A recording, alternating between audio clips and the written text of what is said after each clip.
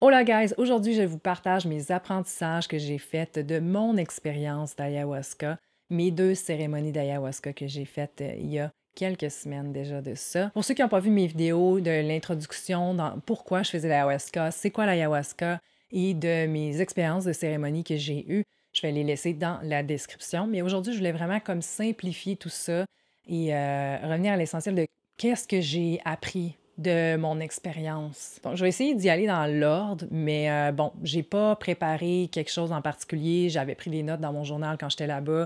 Fait que ça va être très improvisé, puis fluide et naturel comme approche aujourd'hui. Le premier apprentissage que je vous dirais que j'ai fait, peu importe comment tu t'informes, puis comment tu veux être prêt pour ton expérience, tu seras jamais prêt à 100%, tu sauras jamais qu'est-ce que l'expérience va t'apporter tant que tu l'auras pas fait. Puis ça, c'est comme ça pour beaucoup de sphères de notre vie, on s'entend. Tu as une idée de à quoi ressemble l'ayahuasca, puis à quoi pourrait ressembler ton trip, puis ça sera probablement pas ça pantoute. Tu vas pas devenir illuminé là, quand tu vas sortir de là aussi. On a des attentes par rapport à pas juste l'expérience de l'ayahuasca, mais comment on va se sentir après, puis l'être qu'on va devenir supposément après, puis this is all wrong, OK? Ça sera jamais ce que tu penses, puis tu seras pas différente, là. Tu vas juste avoir appris ou vécu certaines choses, puis qui vont popper dans ta vie, puis tu vas attirer peut-être une fréquence différente. Oui, il y a des choses qui vont se transformer, mais le travail aussi, c'est toi qui vas décider de continuer de le faire. Moi, je suis pas libérée de mes souffrances physiques ou mentales tant que ça, là. J'ai pas ce sentiment-là. J'ai juste le sentiment que j'ai vécu une expérience hyper powerful, puis que c'est à moi à décider quoi faire avec ça après. J'aurais aimé ça, me libérer là, de mes pensées suicidaires, puis de savoir de où ils viennent, puis qu'on me montre mon petit bobo d'enfant, de mes parents, comment ils m'ont traité, puis des visions, puis blabla, mais c'était pas ça, mon expérience. On libérera pas toutes nos souffrances de millénaires puis de générations avant nous en une cérémonie, là. Ou si c'est ça ton expérience, tant mieux, mais peut-être pas d'avoir cette attente-là, mettons. C'est correct d'avoir des intentions, c'est même conseillé d'avoir des intentions de pourquoi, puis qu'est-ce que tu veux que l'ayahuasca te montre, ou vers où tu veux qu'elle t'amène, qu'est-ce que tu désires te libérer de, mais il faut quand même être ouvert à ce que l'ayahuasca, elle, veut te montrer. Puis t'es peut-être pas rendu à exactement l'intention que tu désires avoir. T'es peut-être rendu à avoir d'autres choses avant pour enlever une couche, puis une autre couche. Tu sais, c'est des couches, dans le fond, qu'on enlève. Ah oui, puis tu sais, aussi de pas se fier nécessairement à l'opinion des autres. Ça veut pas dire que ça va être votre expérience, puis il y a de grandes chances que ça le soit pas. La deuxième leçon, je dirais, c'est de faire confiance. Je suis extrêmement peureuse dans la vie. J'avais plein de peurs puis d'appréhension qui ne sont pas arrivées. J'imagine aussi que dans la confiance, on se rend compte qu'on n'est pas nécessairement un poids puis qu'on se fera pas abandonner parce qu'on fait confiance puis on est vulnérable puis on est vrai. Je pensais pas que c'était quelque chose dans ma vie qui allait ressortir, là, mais je l'ai vraiment ressenti dans la cérémonie puis j'avais peur de me sentir comme un poids puis de sentir qu'on allait m'abandonner à cause de ça. En faisant confiance que la personne allait rester, ben les chamans étaient encore là pour moi. En faisant confiance que je pouvais pleurer, puis qu'il allait être encore là, il était encore là. En faisant confiance que je pouvais demander de l'aide, puis qu'il allait avoir quelqu'un, ben ces personnes-là étaient là. Puis c'est à travers la confiance que j'ai réussi à un peu me libérer de ça. Même si vous avez tout pour vous sécuriser, ça se peut que vous ayez quand même peur. Cette expérience-là, en soi, c'est un jump, là. De prendre l'ayahuasca puis de la boire, on vous donne un liquide, là. Vous ne connaissez pas cette personne-là, puis c'est d'arriver à y faire confiance au chaman, puis d'aller all-in dans l'expérience, peu importe ce qu'on vous offre finalement, mais aussi, oui, de respecter vos limites, mais là, vous allez là pour un peu pour vous ouvrir puis vous dépasser. Ce qui m'amène au point 3, le contrôle, de vouloir tout contrôler. Puis moi, c'était ça, mon learning, ça a été que genre, je voyais toutes les choses que je devais faire, puis que je m'imposais qu'il fallait que je fasse, puis que dans le fond, il n'y a pas grand-chose là-dedans qui était vraiment importante, puis que je devais absolument faire. Puis là, je parle même dans mon expérience. J'étais là, faut que je fasse ci, faut que je fasse ça, faut que je fasse ci, tu sais. Puis j'essayais de contrôler les pensées, puis de dire, ah, ça veut sûrement dire ça, puis j'essayais de contrôler mon expérience. Puis au final, ça m'a peut-être empêché d'aller plus loin, mais il fallait que je me libère d'abord de tout ça pour la deuxième soirée être plus dans la présence, là. Moi, j'avais une intention de lâcher le contrôle sur les autres. Puis une chose qui m'est venue, c'est dans le fond, que d'abord, pour arrêter d'essayer de contrôler les autres, si on veut, d'une certaine façon, ben, il fallait d'abord que j'arrête de me contrôler constamment moi-même puis de m'imposer ces choses-là. Puis t'as comme pas le choix de lâcher prise à un moment donné, parce que l'ayahuasca va te le montrer jusqu'à temps que tu fasses comme « OK, I don't have to do this ». On n'est pas quelqu'un parce qu'on fait. On est. point. Tu sais, par rapport au contrôle aussi, si tu décides de contrôler ton expérience jusqu'à ce que, même quand tu purges, puis que là, tu fais juste penser à purger puis vouloir forcer de vomir, on dirait que tu te libéreras pas parce que si tu purges des émotions, tu purges quelque chose, du moins, qu'il faut que tu sortes.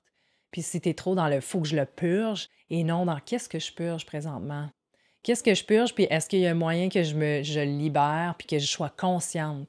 La conscience, puis revenir à soi, pas dans sa tête, mais dans son expérience, puis arriver à le sentir que ça sort, ça m'a énormément aidé au lieu de focusser sur ma souffrance, la douleur que je voulais qu'il finisse, puis à vouloir sortir ça parce qu'il fallait que je sorte ça, puis de m'imposer ça. La quatrième leçon, ça serait mind your own business. Il y a des gens autour de toi dans la cérémonie qui vont vivre des expériences différentes de toi, qui vont crier, qui vont vomir, puis qui vont perturber un peu ton expérience. Mais c'est vraiment pas comme tu penses, tu sais, ça va être surtout dans la compassion, tu vas te sentir mal, tu vas vouloir l'aider. C'est de revenir à ton expérience parce que tu sais vraiment pas ce qu'a vu l'autre personne. Puis dans le fond, peut-être que c'est hyper libérateur ce qu'elle est en train de vivre, sûrement même. Les chamans sont là pour ça, c'est pas à toi à porter ce poids-là, puis t'as ta propre expérience que tu es en train de vivre en ce moment. Moi, je me disais, mind your own business. Mêle-toi de tes affaires. Mêle-toi de tes affaires. Ça me revenait constamment. C'est une leçon que je trouve qui permet de revenir à soi, à son expérience. Ça marchait à chaque fois. Genre, je me rendais même plus compte que l'autre personne était là, je revenais. Cinquième leçon, je dirais qu'on est trop dur envers nous-mêmes. Je vais parler au jeu, je suis trop dur envers moi-même, mais je suis sûre qu'il y a des gens qui s'identifient beaucoup à ça, puis on le sait, mais on se l'impose, puis on se l'est fait imposer par la société, puis on pense qu'on doit être dur, puis qu'on doit souffrir, puis qu'on doit passer à travers ça pour finalement être bien à un moment donné. C'est pas totalement faux, parce que la souffrance est un moteur vraiment important de motivation pour changer sa vie. Sans la souffrance, il y a beaucoup de gens qui passent pas vraiment à l'action, qui restent qui ils sont. Puis on voit beaucoup de gens qui ont souffert énormément, qui sont rendus des êtres vraiment illuminés, spéciaux et tellement ouverts. Mais c'est pas tout.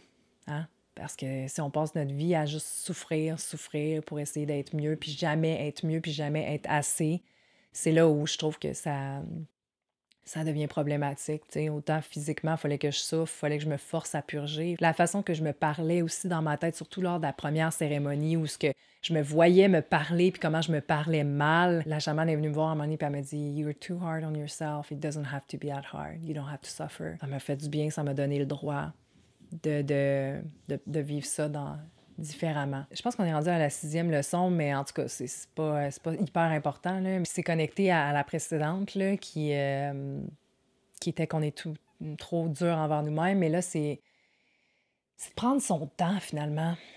Prendre son temps pour tout.